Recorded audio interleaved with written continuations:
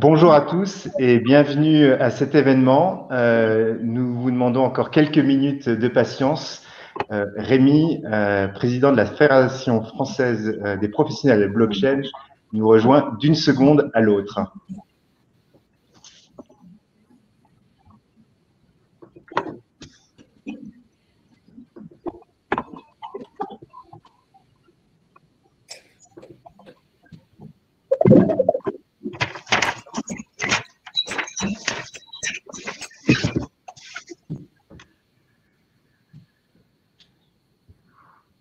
Bonjour à tous. Bonjour Rémi, c'est bon, on peut démarrer. On te laisse introduire l'événement. Super, merci beaucoup. Alors bonjour à toutes et tous. Je tenais à vous remercier au nom de la Fédération française des professionnels de la blockchain d'être présent aujourd'hui pour le lancement du comité stratégique portant sur l'économie circulaire. J'ai la chance et l'honneur de présider l'AFFEP, qui est la première fédération française qui invite l'ensemble des acteurs de l'écosystème à se structurer et à se fédérer, mais également à favoriser l'adoption de la technologie blockchain par les entreprises et les administrations publiques, notamment à travers les comités stratégiques dont le lancement aujourd'hui, celui sur l'économie circulaire, va se porter aujourd'hui. J'aurai l'honneur d'être accompagné aujourd'hui par Thomas Le Sueur, commissaire général au développement durable du ministère de la Transition écologique, qui sera avec nous pour ouvrir cette session, mais également d'Emmanuel Ledoux, directrice générale de l'Institut national de l'économie circulaire, Fatih Balieli, directeur général et cofondateur d'Exaion, filiale de EDF spécialisée dans l'usage de la technologie blockchain, Frédéric Cardo, directeur général de Physique Consulting et Finance, mais également vice-président de ce comité stratégique, et enfin Antoine Lefebvre, directeur général des solutions digitales pour les citoyens, les particuliers et les entreprises de Suez, qui va présider ce comité stratégique. Alors, à l'occasion de cet événement, nous allons traiter de différentes thématiques, mais avant tout, j'aimerais pouvoir donner la parole à M. Thomas Le Sueur, commissaire général au développement durable au sein du ministère de la Transition écologique. Et au nom de la FFE, nous tenions à vous remercier pour votre présence.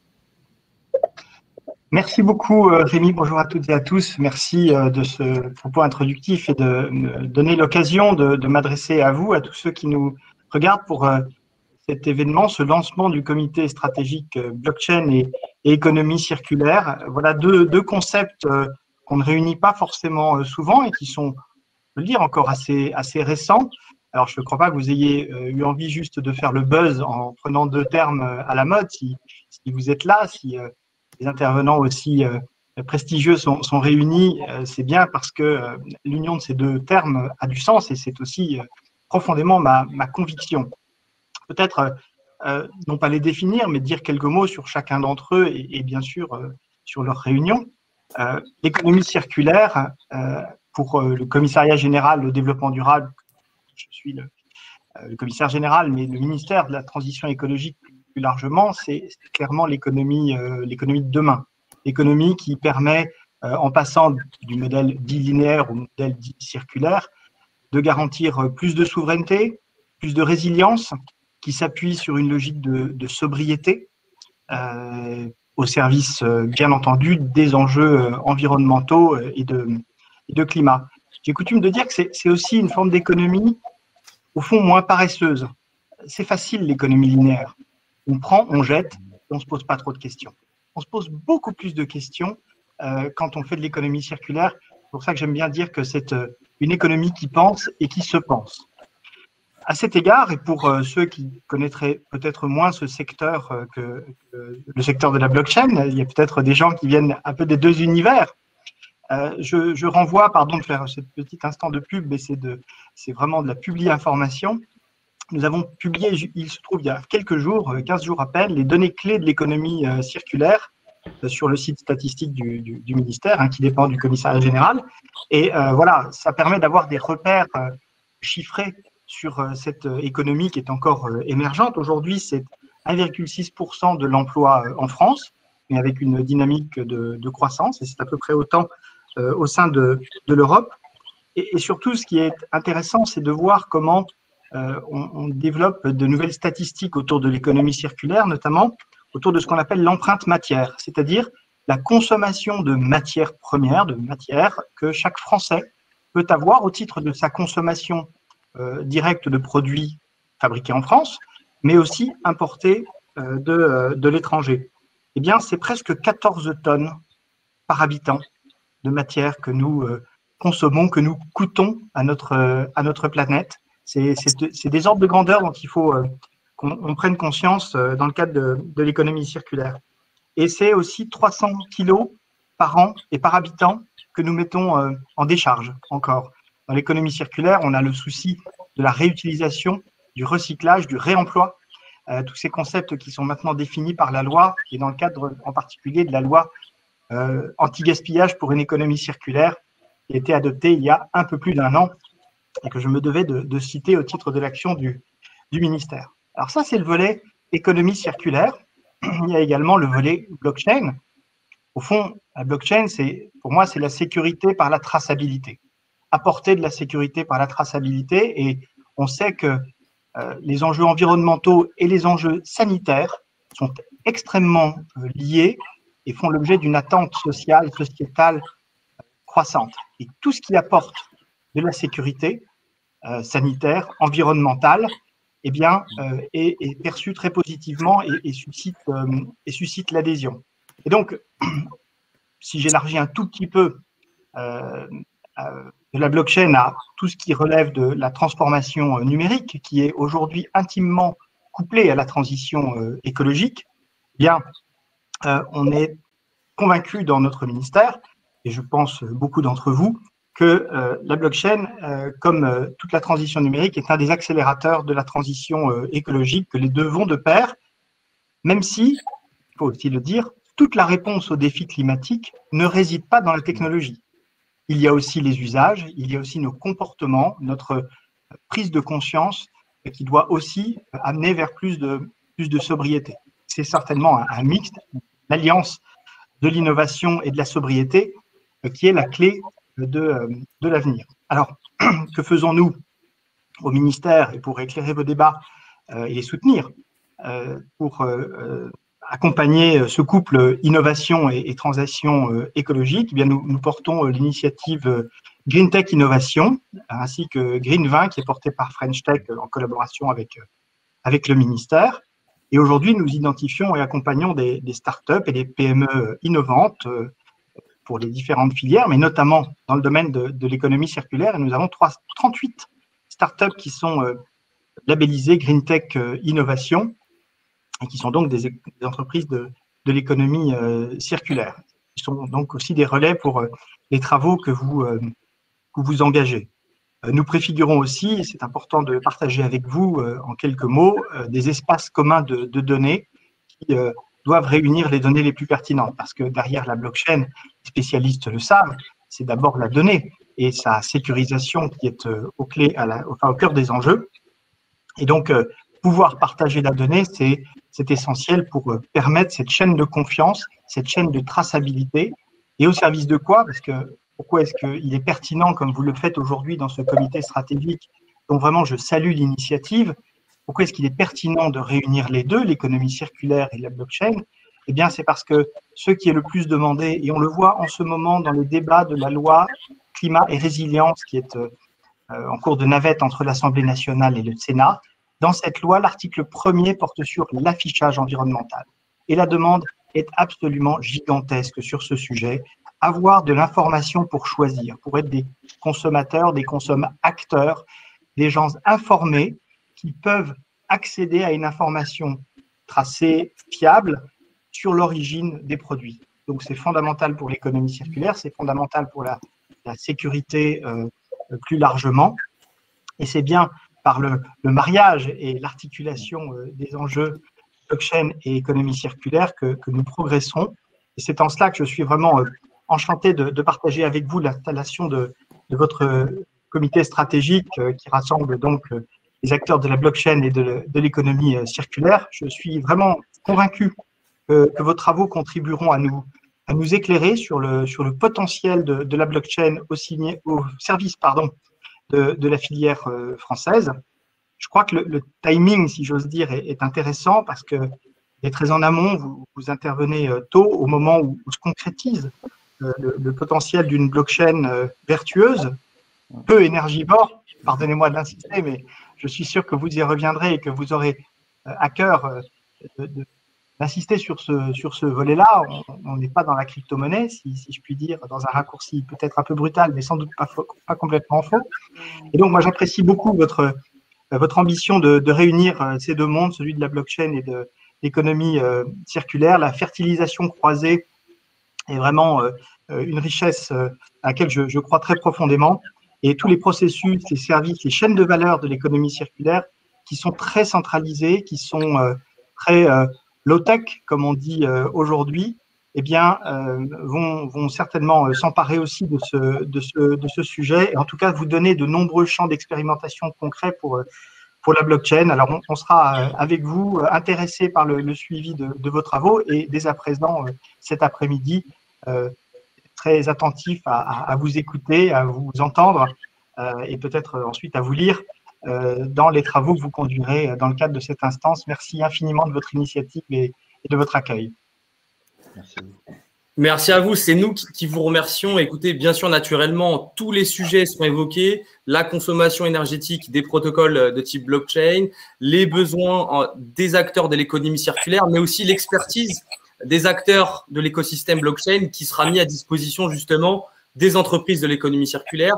Et on sera naturellement ravis de pouvoir vous communiquer l'ensemble des travaux qui seront réalisés au sein du comité, mais aussi d'établir peut-être, je l'espère, un pont naturel de dialogue avec votre ministère pour qu'on puisse favoriser l'accélération de l'usage de cette technologie dans ce secteur d'activité, bien sûr en conformité avec les objectifs du gouvernement. Merci beaucoup de votre temps de parole. J'aimerais désormais qu'on puisse justement donner un peu plus de profondeur au sujet à travers Antoine Lefebvre, qui est le président du comité stratégique. J'aimerais qu'il puisse effectivement nous donner un peu plus d'informations sur pourquoi avoir créé ce comité, finalement les ambitions que nous portons à travers ce comité stratégique. Oui, bonjour Rémi, bonjour à tous et merci à Thomas pour cette introduction. Pourquoi avoir créé un comité? Pour une volonté d'action et d'agir. Nous sommes tous confrontés aux défis environnementaux. Il se décline sur 3 pans, à la fois lutter contre le dérèglement climatique, préserver la biodiversité et puis lutter contre l'épuisement des ressources naturelles. Sur ce dernier point, et pour citer quelques chiffres et en complément des chiffres qu'a pu nous donner le commissaire général au développement durable, en l'espace de 50 ans, on a triplé la consommation, l'extraction de ressources naturelles en 50 ans. Et ce chiffre va doubler dans les 30 ans qui viennent. Dit autrement, chaque année, si on prend l'année de référence 2020, on a consommé l'équivalent de 1,6 planètes. Donc, on voit qu'on est dans un système qui n'est pas pérenne et qu'il est urgent d'agir.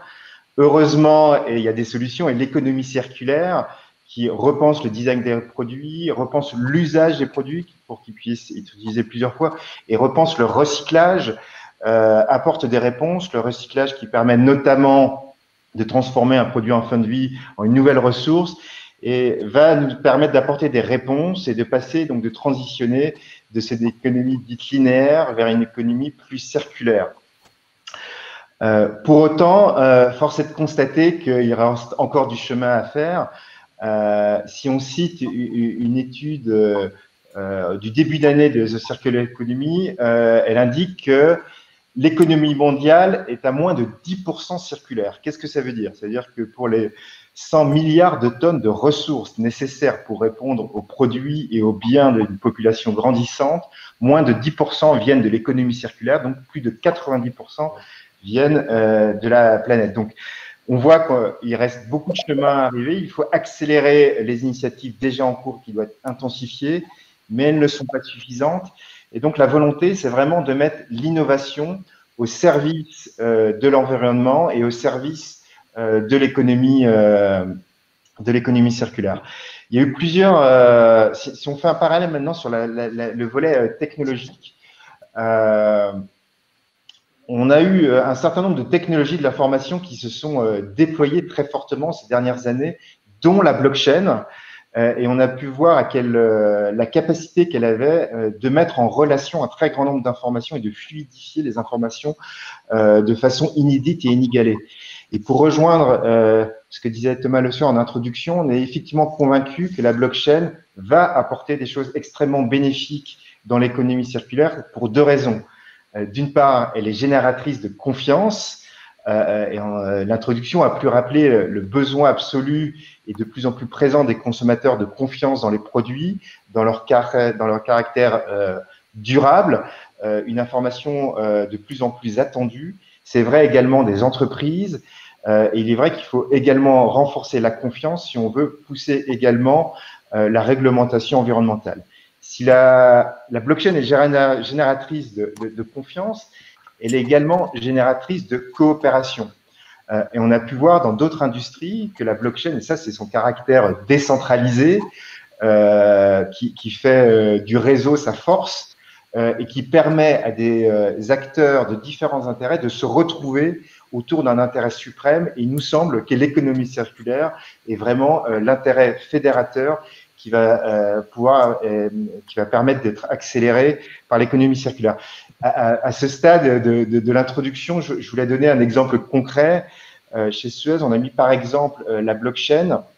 On a fait une expérimentation de la blockchain dans le cas dans l'industrie agricole afin de valoriser en fait la matière organique qui est contenue dans les dans les eaux usées. Et cette matière organique en fait retourne au sol. C'est énormément d'azote, de phosphore qui retourne en épandage au sol. C'est extrêmement vertueux, c'est une boucle locale. Et pour sécuriser cette boucle locale, on a utilisé la blockchain pour avoir un processus extrêmement sécurisé de l'information avec toutes les parties prenantes. Alors bien sûr, ce n'est qu'un cas d'usage. Ce qui a été fait dans la valorisation organique des eaux usées peut être fait avec beaucoup plus de matière. Et on voit aujourd'hui l'émergence de nombreux cas d'usage au service de l'économie circulaire. Et pour reprendre le terme de Thomas, on pense effectivement que le couplage entre la blockchain et l'économie circulaire va demain créer des nouveaux modèles économiques pour plus de recyclage, plus d'économie de partage, plus d'éco-gestes. Alors, si on est extrêmement motivé, et l'introduction nous a encore renforcé dans cette motivation, on est aussi conscient qu'il reste de nombreux défis, de nombreux freins à lever. Et c'est tout l'enjeu du comité qui se crée aujourd'hui, de lever collectivement ces freins et de créer l'espace propice de développement de la blockchain dans l'économie circulaire. Alors, ces freins, rapidement, on peut les compter au nombre de 3. Le premier, c'est bien sûr renforcer la coopération entre les acteurs de l'économie circulaire, mais aussi les acteurs de la blockchain, faire rencontrer les deux mondes. Et aujourd'hui, le comité est ouvert à tous les acteurs qui souhaitent s'investir activement dans ces sujets, qu'ils soient du monde des startups, des entreprises, des institutions. Et on pense vraiment que le regard croisé est vraiment source d'innovation. Le deuxième point, c'est qu'il faut démystifier la blockchain. Alors, on dit la blockchain, on devrait peut-être dire les blockchains. Il y a plusieurs générations et plusieurs typologies de blockchain. Et là, le rôle du comité sera plutôt d'expliquer les bénéfices de la blockchain, d'en expliquer les limites, et puis surtout de voir quel type de blockchain vont être vraiment concrètement utilisés dans l'économie circulaire, avec bien sûr la préoccupation de l'impact environnemental de la blockchain.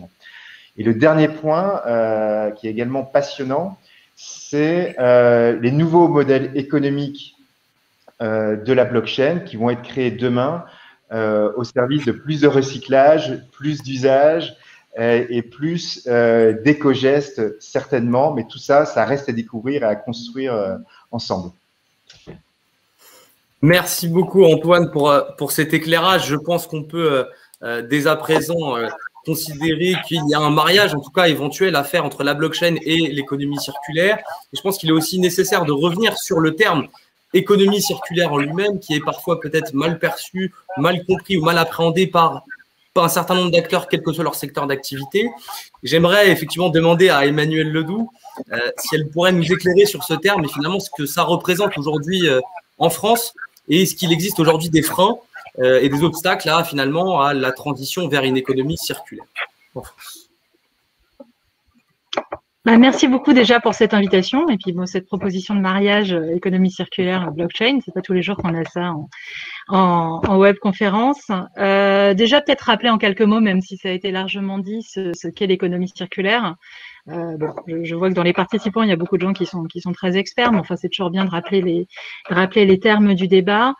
Donc l'idée, c'est vraiment de travailler sur la logique de ressources dans la transition environnementale, avec une dynamique d'optimisation et de multiplication de la valeur des ressources, à la fois en limitant le gaspillage et en allongeant la durée de vie et l'usage. Donc l'objectif vraiment, c'est de s'opposer à l'industrie linéaire telle qu'elle a été très bien présentée par Thomas Le Sueur, l'économie paresseuse, j'aime beaucoup cette expression, pour aller vers un système de boucle continue où finalement la notion de déchet, idéalement, n'existe plus. Alors là-dessus, on peut mettre un petit warning, c'est pour ça qu'on utilise souvent ce schéma. C'est l'économie circulaire, ça a été dit aussi, c'est un concept qui est encore relativement récent finalement. C'est arrivé dans la littérature académique en France en 2010, donc c'est pas non plus immémorial comme objet de travail et objet d'action dans l'économie française. Et souvent, alors peut-être un peu paresseusement là aussi, on a tendance à l'assimiler à l'économie du recyclage, qui est arrivée évidemment bien avant, que Suez connaît bien. Donc l'idée, c'est vraiment d'aller encore à l'étape d'après. C'est pas que recycler, c'est réemployer, c'est reconditionner, c'est réparer. Alors on voit bien qu'on est dans un contexte où c'est un contexte à la fois social, économique, où c'est majeur. Ça a été très bien rappelé par Antoine. Déjà, il y a un sujet de quantité de ressources qui n'est pas illimité, et donc il faut bien qu'on s'adapte aussi à ça, et pour ça notre économie doit s'adapter. Ça a aussi des impacts sur le prix. Enfin là, même au-delà des questions de transition environnementale, il y a une histoire de pérennité des modèles économiques avec l'explosion du prix des matières premières. On se rend compte qu'il y a quand même un vrai sujet encore une fois, de pérennité de nos modèles, la sécurisation des approvisionnements. Là encore, c'était quelque chose qui était très mis en avant dans la feuille des routes économie circulaire en 2018. À l'époque, c'était un peu une vue de l'esprit. Depuis, on a eu le blocage de la planète et on sait bien que c'est quelque chose qui peut arriver en vrai. Et donc, cette logique de travail en boucle, là encore, où le déchet n'existe plus, ça permet de répondre à beaucoup de ces attendus. Encore une fois, au-delà même des enjeux environnementaux qui sont bien évidemment majeurs. Alors, une fois qu'on a dit ça, c'est très simple et très compliqué, puisque évidemment, il y a des freins à cette mise en œuvre. Alors, le premier frein qu'on cite en général, c'est le frein réglementaire. Des freins qui ont tendance à se lever d'ailleurs. Ça a été rappelé, il y a eu une loi il y a à peine plus d'un an anti-gaspillage pour une économie circulaire qui permet quand même de créer beaucoup de modèles et d'inscrire les acteurs à la fois institutionnels mais économiques vraiment dans un modèle de transition avec des dates, des objectifs et des nouvelles contraintes qui sont aussi des sources d'opportunités pour l'économie de la ressource. Il y a le frein assurantiel aussi qui n'a pas encore été cité, qui pose là encore des questions. C'est sûr qu'un produit réemployé, comment ça se passe au niveau des assurances. Je sais pas, je prends un exemple, je suis mère, j'utilise un panneau de basket qui est réemployé plutôt que neuf dans ma cour d'école. Voilà, qu'est-ce qui peut se passer? Là, je pense d'ailleurs que la blockchain est très très clairement une réponse à ce sujet-là. Le frein économique, qui est en plus un peu un cercle vicieux. Encore une fois, là, on a encore des solutions qui sont parfois, souvent, plus chères dès lors qu'on recourt à l'économie circulaire. C'est aussi plus cher parce que la demande est pas très importante, la demande n'est pas très importante, donc l'offre l'est pas, et ainsi de suite. Donc, il y a vraiment un travail à mener collectivement. Et enfin, un frein qui est lié au besoin de changement de comportement. Tout le monde est très motivé, tout le monde est engagé. Toujours est-il que c'est quand même une transformation massive de nos modes modes de travail. Donc, aller expliquer à des gens qui fonctionnent très bien depuis 30 ans que c'est super ce qu'ils ont fait jusqu'alors, mais qu'il va falloir faire complètement différemment, c'est pas si simple. Et il y a aussi ce besoin, et c'est pour ça que des événements comme ça sont importants, ce besoin de sortir peut-être d'une certaine forme d'entre-soi des acteurs de l'environnement. On se réunit entre acteurs de l'économie circulaire, on se dit que décidément on a tout compris et que les autres sont un peu nuls, mais non, il faut engager, il faut que l'ensemble des structures, des organisations, pas seulement, encore une fois, la direction du développement durable, mais aussi la DSI, la direction de la stratégie, la direction financière, les ressources humaines, pareil dans les collectivités, qu'on arrive vraiment à engager un vrai mouvement de transformation autour de cette dynamique, de cette logique de nos ressources sont limitées et il est important de les préserver, de mieux les utiliser si on veut avoir un horizon heureux. Merci beaucoup Emmanuel pour cet éclairage sur effectivement l'économie circulaire, hein. Tous ces éléments seront traités au sein du comité stratégique, la valorisation des déchets, la préservation des ressources, une meilleure optimisation de celles-ci et aussi toutes les autres problématiques qui sont justement mises sur la table par les acteurs de l'économie circulaire. Je pense qu'il est important aussi d'évoquer tous les sujets autour de ce mariage entre l'innovation et l'économie circulaire. Il y a notamment un sujet qui revient assez souvent, c'est la consommation énergétique liée au protocole blockchain. Ce sujet finalement est d'importance lorsqu'on parle de nouvelles technologies. Donc, il est important aussi peut-être d'apporter dès aujourd'hui un éclairage sur ce sujet. J'aimerais que Fatih Balieli puisse nous apporter quelques éléments sur ce débat. Oui, bonjour Rémi et bonjour à tous. Bonjour Fatih. En effet, l'industrie du numérique est très énergivore. La blockchain elle-même, pour ses premiers protocoles et les premiers mécanismes de consensus, était quand même très dépendant des data centers. Donc, comme vous le savez, l'industrie du data center est très énergivore. D'après l'ADEME, ce sera 13% de la consommation électrique mondiale en 2030. Ce sera 100% de la production électrique actuelle mondiale en 2050. Donc, c'est un vrai sujet. La partie énergivore de la blockchain, comme je viens de le dire, elle est liée au mécanisme de consensus. Ce qu'il faut savoir dans la blockchain, c'est qu'il y a eu différentes générations. La première génération, et peut-être la plus connue, avec le Bitcoin, avait certains attributs qui lui étaient propres. C'était souvent des blockchains publiques qui tournaient en proof of work, donc en preuve de travail, donc très énergivores et très dépendants de gros data centers, de grosses fermes de minage. D'autres problèmes, c'est pas très adapté pour les smart contracts, donc pour les l'utilisation de la part des métiers, et pas interopérable. La deuxième génération, c'est Ethereum, tel que tout le monde le connaît aujourd'hui. Donc, ça va être toujours du proof of work. On va avoir, ça va être beaucoup plus adapté pour les smart contracts.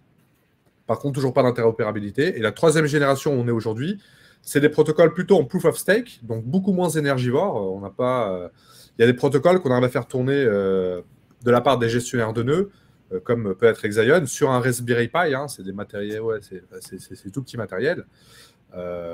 C'est aussi des technologies qui vont être interopérables et sur lesquelles on va pouvoir développer des smart contracts encore plus rapides. Si je prends l'exemple de l'Ethereum, donc l'Ethereum, en fait, aujourd'hui en train d'essayer de muer, de passer de la deuxième génération à la troisième génération. Et d'après son fondateur, Vitalik Buterin, Ethereum 2.0, donc en proof of stake, consommera 100 fois moins d'électricité que l'Ethereum, la version originale qui était en preuve de travail. Donc oui, c'est une industrie très énergivore. On entend beaucoup parler du Bitcoin. Donc effectivement, le Bitcoin en proof of work utilise pas mal d'électricité. Aujourd'hui, on évalue la consommation du Bitcoin il faudrait aujourd'hui entre 4 et 5 réacteurs nucléaires pour permettre de miner le Bitcoin.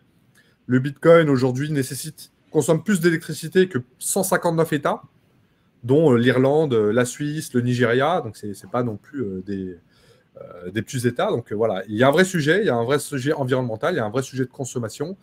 Et puis, au-delà même du sujet de la consommation, il y a aussi la façon d'adresser cette électricité. C'est-à-dire que si c'est pour miner des cryptoactifs en utilisant des centrales à charbon, en 2050, si on se dit que 100% de la production électrique actuelle mondiale va permettre d'alimenter les data centers, on ne va pas s'en sortir. Donc, il faut faire les choses autrement. Et c'est tout l'objet de la réunion d'aujourd'hui. Et c'est Et ces sujets-là sont aujourd'hui ancrés dans l'ADN d'Exaion, donc qui est une filiale du groupe EDF. Et ce qu'il faut savoir, c'est qu'aujourd'hui, Exaion donc, adresse le marché de la blockchain avec quelque chose qui le rend quand même assez particulier sur le marché, c'est qu'on adresse tous ces sujets environnementaux. Déjà, d'une, les actifs informatiques IT qu'on utilise sont des actifs recyclés. On donne une seconde vie à du matériel qui sort du parc IT du groupe EDF. Donc ça nous permet déjà d'éviter entre 25 et 45% de l'empreinte carbone liée à l'achat de matériel neuf. De deux, le mix énergétique qu'on met à la disposition de cette industrie est très fortement décarboné. Donc nos data centers à nous se trouvent dans une région, dans la région la plus exportatrice d'électricité en France. Donc c'est principalement du nucléaire et de l'éolien. De trois, on fait de la récupération de chaleur dans nos data centers pour chauffer des entrepôts de stockage de produits pharmaceutiques qui ont besoin d'avoir accès à une température ambiante.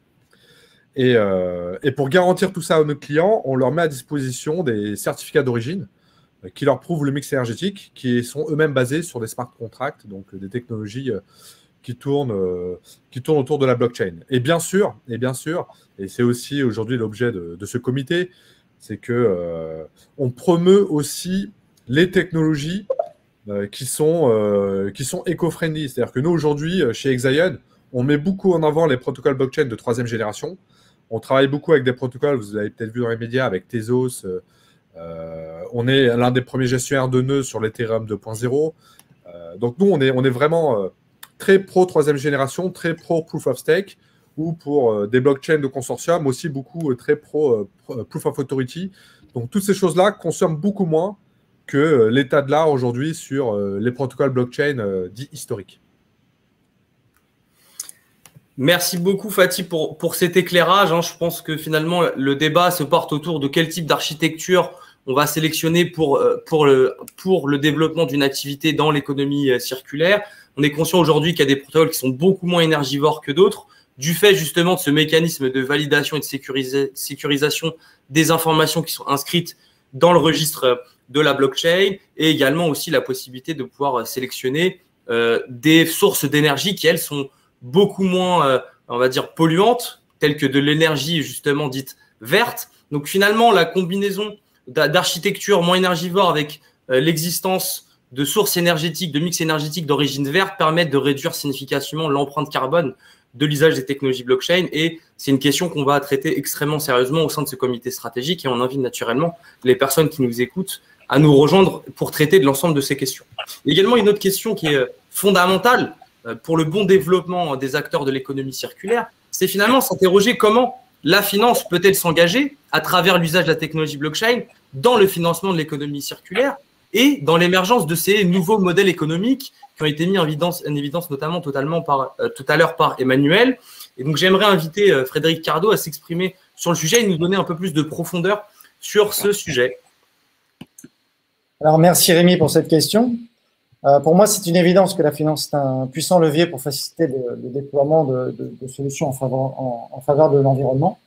Avec un nombre croissant de fonds d'investissement centrés sur l'économie circulaire, on en a plus de 30 en fin d'année 2020, avec des noms comme BlackRock, BNP, Goldman Sachs, pour citer que. Le secteur financier fait clairement le pari de l'économie circulaire. Même si on note que l'augmentation récente du marché du financement est prometteuse, il faudra développer beaucoup plus de capitaux et d'activités pour pleinement faire évoluer l'économie circulaire et saisir toutes les opportunités qu'elle représente. C'est pour cela que le recours à la blockchain nous offre, selon moi, de nouvelles sources de financement durables et alternatifs, bénéficiant entre autres du marché des crypto-actifs valorisé à près de 400 milliards à fin 2020, et surtout avec un grand appétit de la part des institutionnels. C'est donc clairement une réelle opportunité pour l'économie circulaire. On remarque aussi que les plateformes de financement basées sur la blockchain révolutionnent l'accès au capital et débloquent le potentiel pour de nouveaux investisseurs dans des projets qui s'attaquent aux défis de l'ESG. L'écosystème pourrait ainsi toucher des crypto-investisseurs à la recherche d'investissements éthiques, intelligibles, plus transparents et surtout moins coûteux. Également à titre institutionnel de l'écosystème, par exemple pour le financement de start-up et même des fonds d'investissement, en proposant des solutions pour papier mixte, crypto-actifs, capital risque. Alors, il faut savoir qu'aujourd'hui, il existe plusieurs solutions de levée de fonds numériques. Celles qui sont les plus connues sont les STO, les Security Token Offering, et les ICO, Initial Coin Offering. Une STO, en fait, ça s'apparente à une IPO, une introduction en bourse, avec une tokenisation au départ ou d'actions d'une entreprise. Alors que dans le cadre d'une ICO, on va émettre des tokens, des jetons numériques, qui confèrent des droits aux détenteurs, des droits de vote, des droits d'utilisation du token en contrepartie d'un service ou d'un produit, ou bien même un droit d'action à des informations privilégiées. Donc, à l'aide de ces solutions de financement, la solution pourrait ainsi faciliter le passage d'un système de valeur pour l'actionnaire à un système de valeur pour les parties prenantes et étendre la comptabilité traditionnelle du capital financier afin de prendre en compte le capital social et environnemental. On peut noter aussi l'émergence de nouvelles solutions de financement comme le VRO, l'IDO, l'IFO, qui viennent enrichir l'offre et permettre à chaque projet de trouver le financement le plus adapté à son business model. On ne va pas les détailler aujourd'hui, ce n'est pas le sujet. Alors, au-delà du financement, la technologie blockchain peut aussi émerger de nouveaux modèles économiques qui sont basés sur la création de valeur, en plus de ce qui est mesuré dans les bilans issus de systèmes en boucle fermée. Ces actifs valorisés peuvent aussi bien être des ressources, des déchets, des data collectées sur une chaîne de valeur. Une approche écosystémique permet notamment d'optimiser le potentiel de création de ces valeurs, comme par exemple les économies réalisées dans la diminution des achats des matières premières utilisées, la valorisation de la durabilité des produits issus de l'écosystème, les ACV, à travers les ACV, les analyses de cycle de vie, la monétisation des datas collectées dans les chaînes de valeur pour répondre aux attentes de l'écologie industrielle et territoriale, les OIT, et impacter les retombées économiques d'une compétition, par exemple. On peut aussi y voir la valorisation des déchets utilisés comme matière première. On voit donc que dans ces systèmes, chaque contributeur de valeur est récompensé par un actif étroitement associé au système auquel il a apporté de la valeur. Ces récompenses distribuées sous forme de tokens ont pour but de garantir l'utilité du réseau en encourageant la contribution de valeur.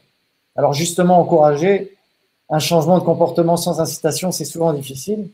Il en va de même pour orienter la société et les entreprises vers une économie circulaire. Et pour ça, la blockchain peut répondre à cette problématique en symbolisant les ressources naturelles, en leur donnant une identité numérique unique, par exemple, à travers un actif numérique que les gens pourraient échanger. La valeur des ressources devient ainsi plus évidente, ce qui facilite la mise en place d'un nouveau système de tarification et d'échange et incite les gens à adopter des comportements circulaires. Alors, l'exemple le plus connu et reconnu, c'est Plastic Bank. Plastic Bank, c'est une start-up sociale et solidaire qui a été lancée en 2013. Il était simple, le projet vise à assainir l'environnement tout en s'attaquant au problème de la pauvreté. Plastic Bank a lancé une initiative appelée Social Plastic, dans le cadre de laquelle les citoyens collectent et échangent du plastique contre de l'argent, en l'occurrence des tokens, des jetons. Ces tokens peuvent être utilisés pour accéder aux soins de santé, payer des frais de scolarité ou être échangés contre de la monnaie. Et un autre avantage, la blockchain peut être utilisée pour suivre les paiements et réduire le risque de perte ou de vol, et également pour suivre les cycles complets du plastique recyclé, donc de la collecte à la compensation en passant par le crédit. Dans cet exemple, on retrouve une autre thématique de la finance, c'est les paiements. Comme on le sait, les transactions dans les blockchains sont irréversibles, vérifiables, permanentes et sécurisées, ce qui rend l'utilisation d'une blockchain bien adaptée aux transactions financières. En tokenisant justement les actifs, on facilite le commerce et les transactions financières. Dans le cadre de l'économie circulaire, les transactions d'achat-vente de ressources, d'achat ou de data bénéficieraient des avantages de la blockchain, tels que la suppression de l'intermédiation, donc pas d'intervention d'un tiers de confiance, la réduction des coûts, l'inclusion financière. Je rappelle que les transactions numériques offrent une formidable opportunité dans la mesure où les smartphones sont largement plus répandus que les comptes bancaires dans le monde, et également l'augmentation des vitesses de traitement, la certification et l'automatisation des transactions à partir des contrats intelligents, donc des smart contracts. Pour conclure, entre financement, valorisation des actifs des chaînes de valeur, les modèles économiques éco-responsables et les transactions optimisées, le champ d'application de la finance au travers de la blockchain dans l'économie circulaire me semble assez large et montre vraiment l'intérêt, pour ne pas dire la nécessité, d'inclure la finance au sein du binôme économie circulaire blockchain. Merci beaucoup Frédéric pour cet éclairage en profondeur qui a finalement permis de mettre en évidence l'existence d'une finance alternative à disposition des acteurs de l'économie circulaire, un nouveau moyen de valoriser nos déchets, mais également de favoriser la monétisation des actions faites en faveur de la transition vers une économie plus circulaire. Ce sont là quelques exemples de l'usage finalement de la technologie blockchain dans le domaine financier pour les acteurs de l'économie circulaire. Et oui, les acteurs de l'économie circulaire, vous disposez finalement d'un certain nombre d'outils qui vous permettent de pouvoir favoriser votre transition vers cette économie circulaire. Et j'aimerais qu'on puisse continuer à nourrir le débat avec Emmanuel en mettant effectivement en évidence comment la blockchain pourrait finalement contribuer, selon vous, à une meilleure transition vers l'économie circulaire. Merci Rémi. Ça va être aussi tout l'enjeu des travaux de ce groupe qui se crée, de ce comité qui se crée aujourd'hui. Mais c'est vrai que très spontanément, quand on pense blockchain, on pense économie circulaire, on pense déjà évidemment transparence, traçabilité. Là, quand on parle économie circulaire, on parle ressources, on parle flux. Et ces flux, faut les connaître, faut pouvoir aussi les consolider. Et pour ça, évidemment, la blockchain est évidemment une solution. Enfin, je vais pas rappeler tous les avantages, mais le côté l'ancrage, l'universalité, qui permettent d'apporter vraiment de la sécurité aux usagers, aux organisations utilisatrices. D'autant que là, en plus, on parle, de ressources de matière qui peuvent avoir différents usages tout au long de leur cycle de vie. À partir du moment où on dit que les déchets de l'un sont les ressources des autres, évidemment, ça veut dire qu'elles sont pas utilisées toujours avec le même objectif. Et donc là, la dimension transparence, traçabilité est évidemment majeure. D'autant que, alors ça, je me permets aussi, parce que nous aussi, on a fait une étude qui est sortie il y a peu de temps autour de l'industrie circulaire, donc vraiment la façon de regarder toutes les façons dont des entreprises industrielles peuvent pivoter vers l'industrie circulaire depuis un modèle linéaire. Et ce qu'on voit assez vite dans les échanges, c'est que le sujet, il est pas tant sur l'outil industriel. Le cœur d'usine, c'est à peu près 5% de l'empreinte environnementale en moyenne. Et donc, ce qui compte, c'est l'amont, l'aval et le modèle économique. Et quand on parle modèle économique, on parle évidemment aussi de la modification des usages, économie de la fonctionnalité, ça a été dit. Et là, ça nécessite forcément de connaître son produit dès la conception déjà, mais aussi tout au long de son cycle de vie. Et là encore, la blockchain peut être quand même un outil infiniment précieux parce que ça permet encore une fois de dater de façon irréfragable. On peut pas remettre en cause, c'est universel. Il y a un ancrage qui est inviolable et qui sécurise la chaîne d'acteurs tout au long. Et ça répond là encore une fois aux problèmes notamment assurantiels que j'ai pu évoquer un peu avant. Donc on voit bien c'est une multiplicité d'usages, sachant que très vite quand on parle économie circulaire, encore une fois on parle flux, donc le nerf de la guerre c'est la logistique, c'est le mouvement et la connaissance des données et la traçabilité des flux, c'est évidemment ce qui est le plus nécessaire pour mettre en œuvre des politiques d'économie circulaire intéressantes dans les organisations. Et dernier petit point, l'autre élément, c'est aussi la dimension territoriale. C'est sûr que même si c'est très bien de recycler, réemployer, si je dois envoyer le travail est fait à 4000 km, tout de suite, c'est un petit peu moins de sens.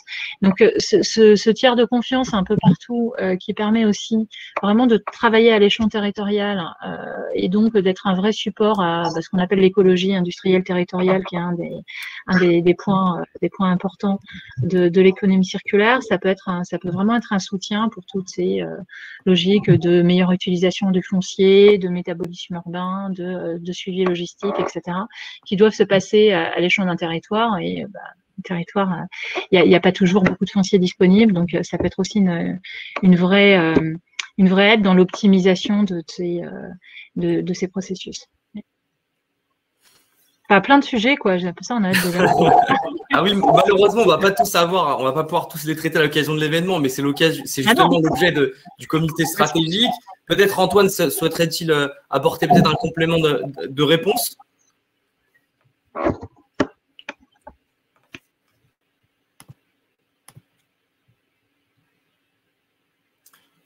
Antoine, le micro.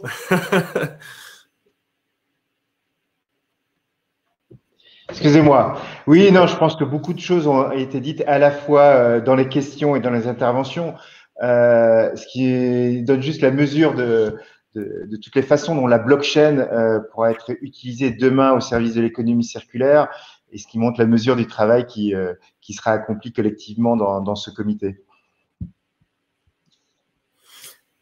Et tout à fait, effectivement, les questions sont nombreuses et on le voit à la fois pour les acteurs de l'industrie blockchain, mais également pour les acteurs de l'économie circulaire. On leur a vu effectivement nécessité d'avoir un approfondissement de toutes ces questions. Et c'est d'ailleurs des questions pratiques finalement. Et donc c'est pour ça que j'aimerais que vous puissiez nous apporter, Antoine et Frédéric, vous qui allez piloter conjointement ce comité stratégique, si vous pourriez nous partager quelles sont finalement les lignes, les orientations principales liées à la feuille de route établie par le comité stratégique.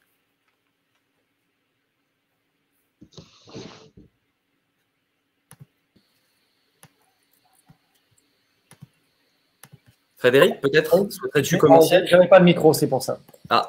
Donc, c'est bon. Voilà, tout d'abord, j'aimerais faire un rappel sur l'objectif de ce comité stratégique. Il s'agit avant tout d'un collectif de personnes, comme l'a dit Antoine. On va se réunir pour un enjeu commun, qui est de mettre la blockchain au service de l'économie circulaire et du climat. Nos grandes lignes de travail, ça sera de définir les champs d'action où la blockchain aura un impact dans l'économie circulaire, la sensibilisation des acteurs et des pouvoirs publics, de préconiser aussi les modèles économiques des acteurs de l'économie circulaire et d'aller plus loin dans la définition des standards de la blockchain de demain. Pour compléter ce que disait Frédéric et pour pouvoir vous communiquer comment concrètement tout ça va se mettre en œuvre, déjà très rapidement, ce que nous avons prévu, c'est déjà au sein du comité d'avoir une réunion mensuelle pour piloter et suivre cette feuille de route, s'assurer que nous avançons avec le bon rythme et que la feuille de route réponde aux enjeux qui ont été annoncés aujourd'hui. Le deuxième élément, et on l'a vu au travers des questions, du vocabulaire, il nous semble qu'il y a énormément de sujets passionnants à adresser et on souhaite les adresser par des événements périodiques, pédagogiques, qui font part des bonnes pratiques, des retours d'expérience et qui permettront aussi de co-construire et d'innover. Encore une fois, je pense que c'est en croisant les regards des professionnels de la blockchain et des acteurs de l'économie circulaire et des gens qui souhaitent s'investir dans le sujet que nous serons collectivement beaucoup plus importants. D'où l'idée de ces événements périodiques de partage. Il y a un vrai aussi besoin qu'on a pu ressentir en discutant avec les uns et les autres de mettre un ensemble de ressources à disposition, que ce soit des ressources complémentaires. Et je pense que l'objectif du comité aussi, ce sera de compléter ces ressources lorsqu'elles ne sont pas existantes sur certains domaines et certains focus, pour permettre à tout à chacun de monter rapidement en connaissance sur le sujet et de servir de kit de déploiement ou de mise en œuvre pour accélérer des sujets.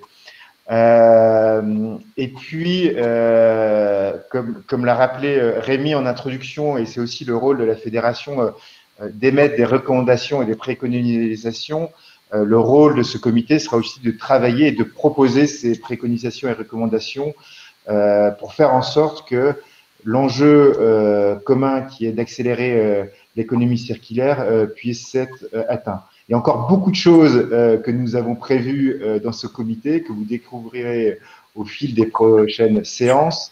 Ce qu'il faut retenir, effectivement, c'est qu'on lance ce comité aujourd'hui, qu'on souhaite qu'il soit collectif et qu'on appelle ceux qui souhaitent s'investir avec nous dans cette démarche et on les appelle à nous rejoindre. Peut-être que Rémi, tu peux, avant qu'on aborde, je crois qu'il y a quelques questions auxquelles on pourra répondre, comment se déroulent Tout à fait. les prochaines étapes et comment on peut rejoindre le comité? Alors, merci en tout cas pour ces éléments de réponse. Et oui, vous l'aurez compris, je pense que l'objectif de cette démarche est d'avoir effectivement une approche collective qui respecte les spécificités de l'économie circulaire, de la réglementation qui aujourd'hui sont applicables à ces acteurs, tout en finalement faisant les bons choix technologiques. Voilà globalement les orientations de ce comité stratégique, tout en naturellement étant force de proposition pour identifier les différents obstacles qui pourraient exister à l'usage de la technologie blockchain dans ce secteur d'activité et créer un dialogue permanent effectivement avec les autorités, les instances représentatives à l'image de l'Institut national de l'économie circulaire et finalement avoir une approche extrêmement transversale et concrète et extrêmement pragmatique sur l'usage de la technologie blockchain dans l'économie circulaire. Et nous espérons effectivement, plus nous serons nombreux autour de cette démarche, plus effectivement nous pourrons explorer l'ensemble des spécificités de l'usage de la technologie blockchain dans l'économie circulaire. C'est pourquoi nous vous invitons naturellement à nous contacter pour contribuer aux travaux qui seront réalisés au sein de ce comité stratégique qui est aujourd'hui effectivement piloté par un acteur traditionnel de l'environnement, mais également un acteur de la finance et composé également d'autres membres qui ont, comme Exaion, qui est une filiale d'un grand groupe français qu'on connaît spécialisé dans l'énergie. Dit autrement, toutes les questions seront abordées et il est important aussi de faire un travail de sensibilisation à travers l'organisation périodique d'événements comme celui-ci autour de ces thématiques et de faire en sorte d'accélérer finalement la transition vers l'économie circulaire. Je pense que c'est très intéressant aussi, nous avons pu voir certaines questions qui ont été posées. Donc, si vous le souhaitez, cher speaker, nous allons passer à la session de questions-réponses. Alors, j'ai identifié plusieurs questions, comme par exemple celle d'Elisabeth qui nous indique « Il est difficile de comprendre et de voir ce que peut être l'apport de la blockchain. Serait-il envisageable de faire des démonstrateurs, notamment pour la gestion de l'eau ?» Alors, ce que je peux répondre immédiatement à Elisabeth avant de passer la parole peut-être à Antoine, c'est oui, effectivement, nous allons avoir une approche extrêmement pragmatique. Le but étant de coller à la réalité des besoins des acteurs de cet écosystème. Donc, si effectivement il y a un cas d'usage extrêmement pertinent que vous auriez identifié, nous serions ravis de pouvoir traiter le sujet et de voir à quel point l'usage de la technologie blockchain peut être pertinente ou non pertinente, parce que là où ça fait partie aussi du travail, de l'exclure lorsqu'elle n'est pas pertinente et nécessaire. Antoine, aurais-tu peut-être un complément de réponse à apporter, Elisabeth? Non, oui, tout à fait. Je pense que ça montre, ça pointe du doigt quelque chose, c'est que la blockchain pour les non-spécialistes peut rester extrêmement conceptuelle et peu concret. C'est tout l'inverse, mais c'est aussi effectivement à nous de montrer les cas réels, les cas d'usage et via des démonstrations et des démonstrations live. Pour répondre plus précisément à la question en fait qui était autour du cycle de l'eau, l'exemple qui a été cité, qui a été mené par Suez, correspond effectivement à un cas concret dans le cycle de l'eau, puisqu'en fait on traite la matière organique au sein des eaux usées. Ce qu'il faut dire aussi, c'est que la blockchain toute seule, en termes de technologie, est sans doute pas suffisante. Donc, elle doit s'accompagner d'outils et de solutions qui vont permettre d'aller capter la donnée, comme parfois des applications mobiles, parfois de l'IoT, et des outils qui vont restituer cette donnée intelligente sécurisée aux utilisateurs. Dans le cas de la gestion de l'eau, on a une plateforme, un portail qui permet aux agriculteurs de voir la quantité de matière épandue. Et effectivement, il faut sans doute coupler les technologies pour en faire un usage plus massif. C'est toutes les questions qu'on abordera ensemble lors de ce comité et tous les retours d'expérience qui pourront enrichir. Je vous ai cité celui de Suez que je connais bien, mais il y en a d'autres, bien sûr, qui pourront servir d'exemple. Merci beaucoup, Antoine, pour cette réponse. Et également Marek qui s'interroge et qui indique, comme soulevé plus haut, l'interopérabilité semble nécessaire pour pouvoir lier avec l'économie de l'énergie ou de l'eau. Fatih, est-ce que tu aurais des éléments de réponse à pouvoir donner d'un point de vue un peu plus technique sur l'interopérabilité nécessaire? Oui, donc comme je vous l'ai dit, les première et deuxième générations de protocoles blockchain ne permettaient pas cette interopérabilité. Aujourd'hui, sur les protocoles de troisième génération, c'est clairement avec l'aspect moins énergivore, les nouvelles motivations. Aujourd'hui, on travaille dessus. On accompagne nous aussi des protocoles blockchain sur ce sujet-là. Dans les mois qui viennent, je pense qu'on aura des projets qui seront vraiment très intéressants à ce niveau-là. et qui permettront justement d'avoir une interopérabilité entre les différents protocoles. Et ce qui est très important ici, que ce soit pour un use case, que ce soit pour la technologie et l'utilisation de la technologie ou des clients finaux, c'est de ne jamais en fait condamner des utilisateurs d'un protocole blockchain à continuer à travailler ad vitam aeternam avec ces protocoles-là et de leur donner justement une interopérabilité, leur donner cette ouverture pour leur permettre justement d'évoluer avec les protocoles qui arrivent sur le marché et d'être toujours en fait à la pointe de ce qui se fait. Aujourd'hui, on voit des acteurs comme Tezos qui arrivent, c'est quelque chose qui est super, notamment dans le domaine financier.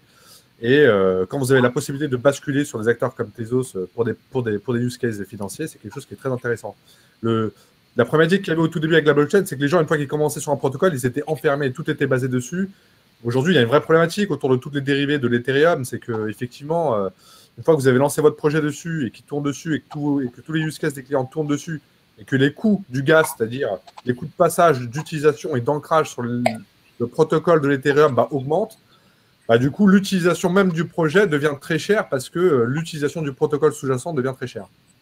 Donc, c'est très important, de ne pas enfermer les clients dans une seule technologie, leur donner la liberté de pouvoir switcher et de passer d'une passerelle à une autre. Et de deux, d'avoir ce côté proof of stake qui justement évite d'avoir les coûts de minage et d'infrastructures qui font que l'utilisation même de la blockchain devient très chère. D'accord, donc finalement, c'est le choix de l'infrastructure qui sera sélectionné est fondamental finalement pour la pérennité de la solution. Merci beaucoup Fatih pour cet éclairage. Il y a une question également de Bertrand. Est-il possible pour une association avec un collectif d'acteurs de l'innovation numérique, tel que Cap Digital, également pilote du projet européen DigiCirque, de participer au comité stratégique? Si oui, comment faire? Alors Bertrand, oui, bien sûr, naturellement, notre approche est de pouvoir effectivement nous associer sur l'expertise qui peut se concentrer à travers des organismes professionnels de branche, mais aussi au sein d'associations telles que effectivement Cap Digital.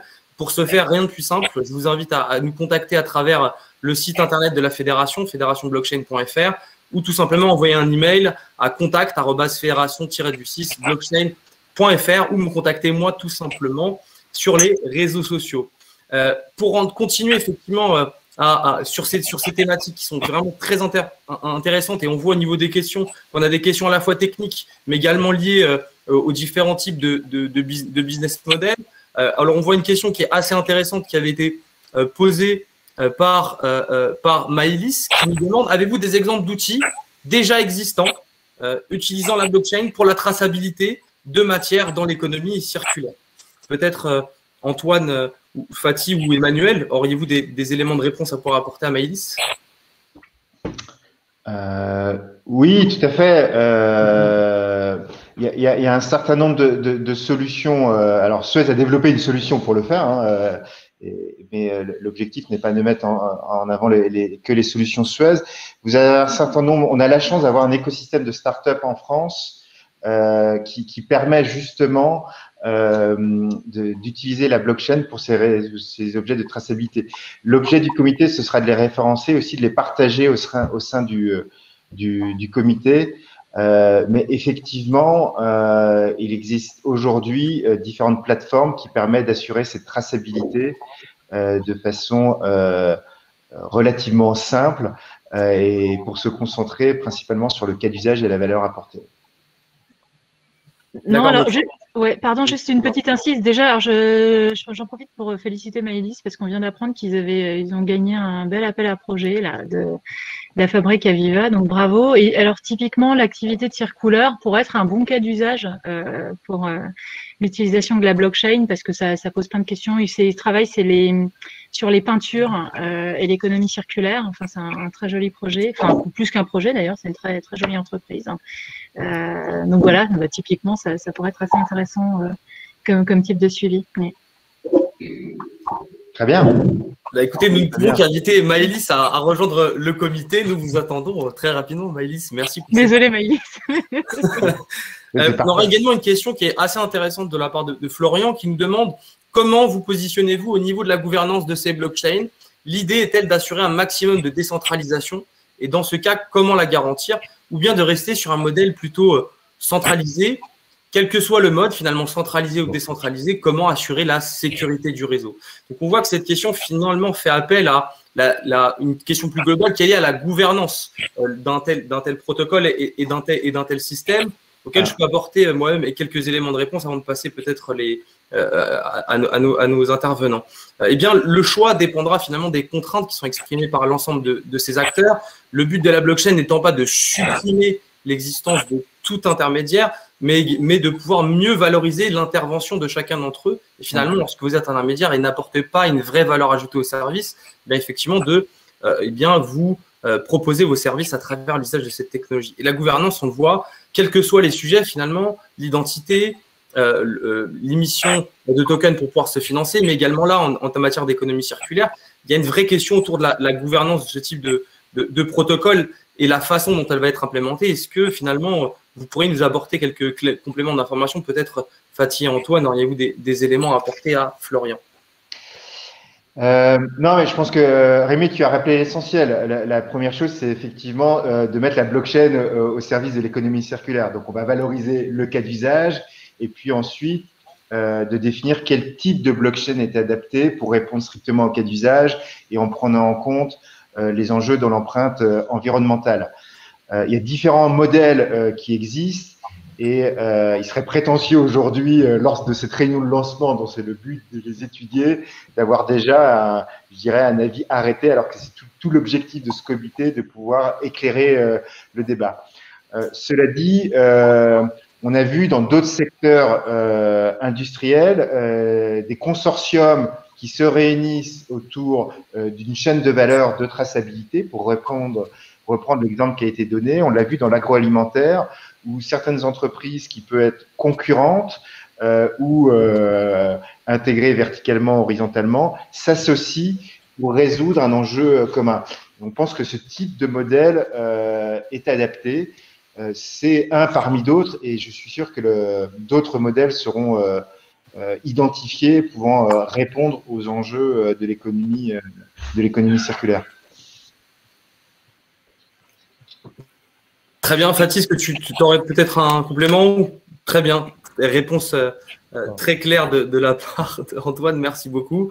Et également peut-être une question qui a le mérite de soulever une problématique plus globale auquel nous serions amenés à traiter, c'est finalement sensibiliser l'ensemble des acteurs sur ce qu'est la technologie blockchain et sur ce qu'elle n'est pas. La question de Mathieu, finalement, remet à l'ordre du jour cette thématique qui nous demande l'économie circulaire et la spéculation fortement liées aux crypto-monnaies sont-elles compatibles? Alors, je pense que d'ores et déjà, Mathieu, il faut pouvoir porter à votre connaissance le fait que, certes, les crypto-actifs sont bien un cas d'usage de la technologie blockchain, mais qu'ils constituent le premier cas d'usage historique de la technologie blockchain. Aujourd'hui, cette technologie trouve des applications dans plus d'une cinquantaine de secteurs d'activité, notamment effectivement l'économie circulaire. Donc, il est important de dissocier les actifs qui ont été créés grâce à cette technologie et qui ont une valorisation sur les marchés de l'usage de cette technologie en tant qu'infrastructure, quels que soient finalement les secteurs d'activité. Je pense que Fatih pourrait nous donner quelques exemples, je pense, d'usage de la technologie blockchain en dehors, bien sûr, des cryptoactifs.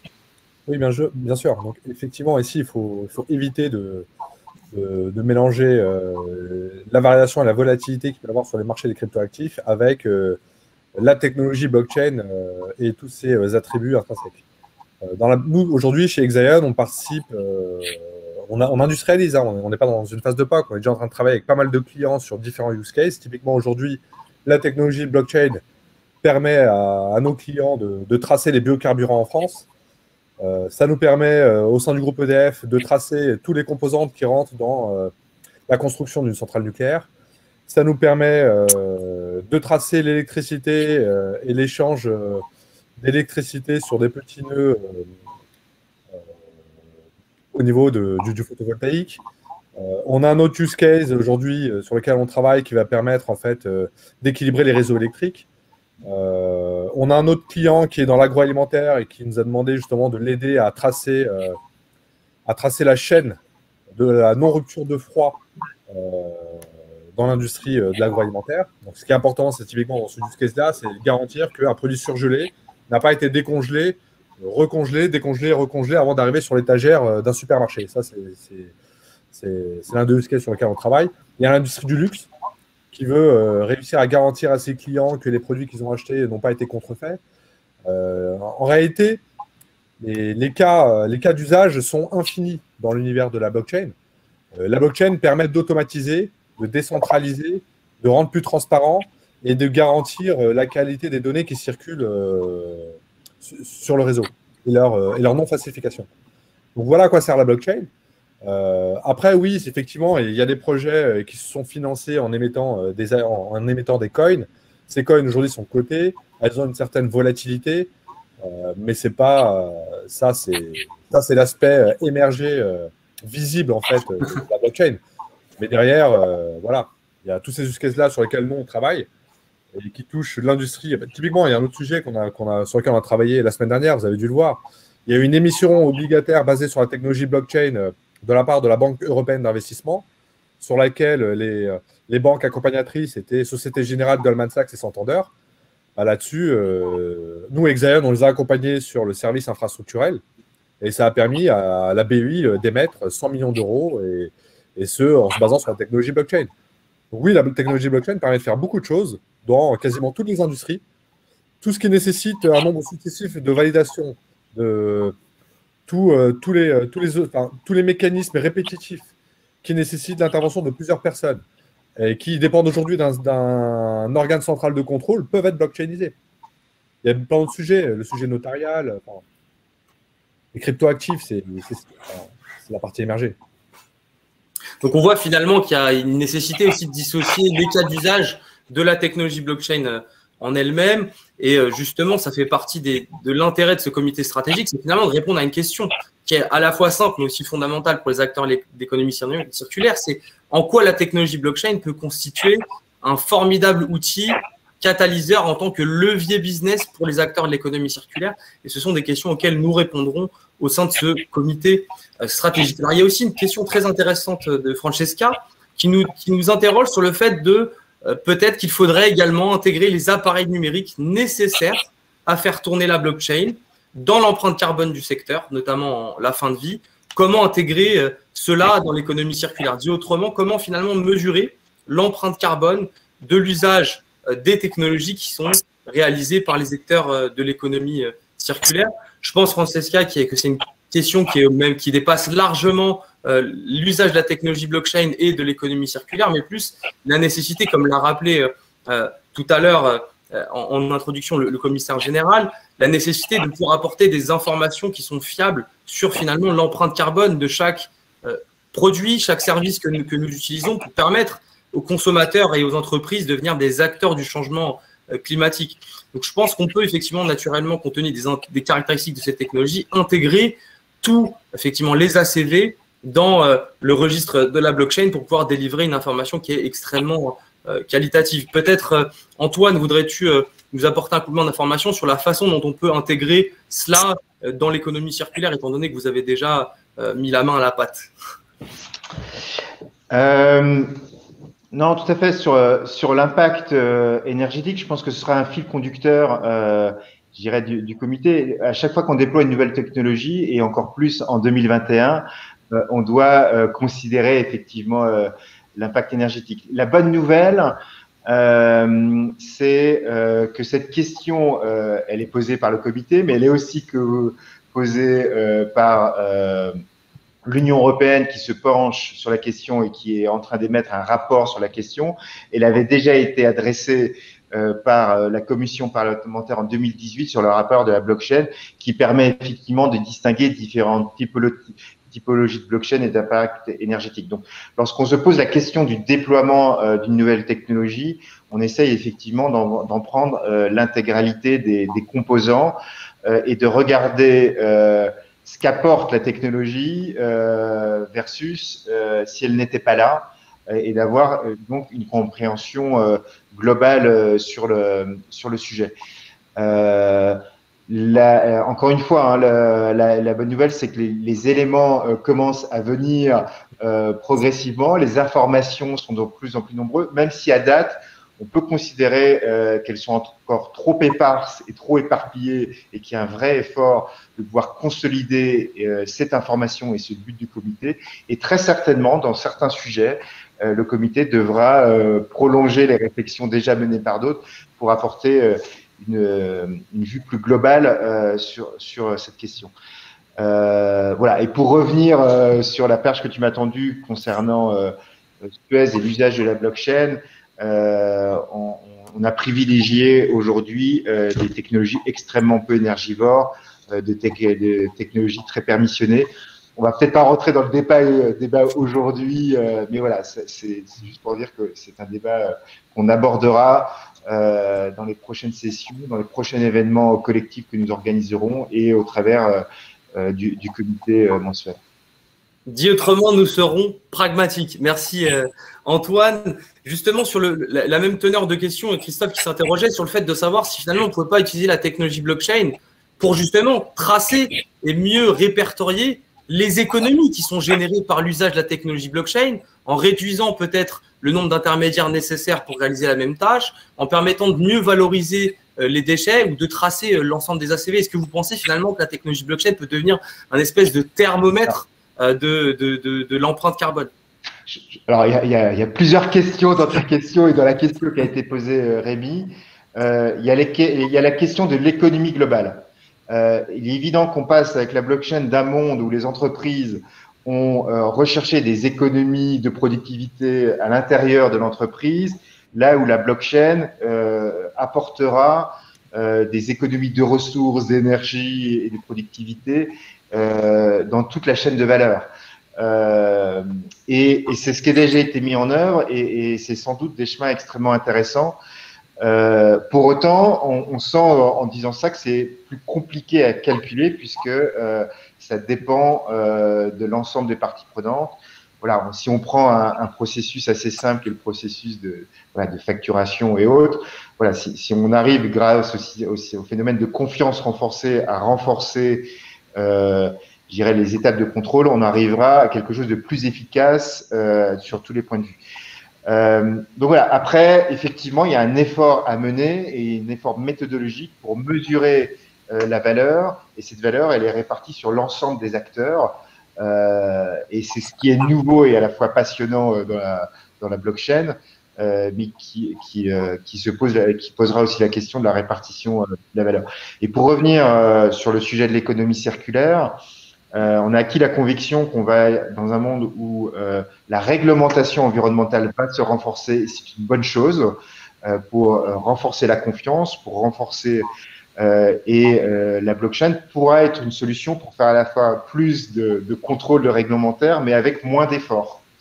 Voilà, c'est l'une aussi des tendances qu'on peut voir, je dirais, de l'usage de la blockchain. Merci beaucoup, en tout cas, pour ces questions. On va devoir effectivement maintenant mettre fin à cet événement qui, je l'espère, a su répondre à vos questions de façon extrêmement pragmatique et claire. Et naturellement, l'objet de ce comité, c'est de continuer ces travaux et nous vous invitons, chacun et chacune d'entre vous, à rejoindre ce comité stratégique pour le rendre de plus en plus robuste et surtout en adéquation avec vos besoins. Pour ce faire, c'est extrêmement simple. Rendez-vous directement sur le site de la fédération et contactez-nous et nous vous mettrons ensuite en relation avec les personnes qui sont aujourd'hui en charge du pilotage de ce comité stratégique. Merci Fatih, merci Emmanuel, merci Antoine, merci Frédéric pour ces passionnants échanges et je vous donne rendez-vous très très vite pour un nouvel événement. Merci à tous. Merci. Bonne journée à tous. À bientôt. Au revoir.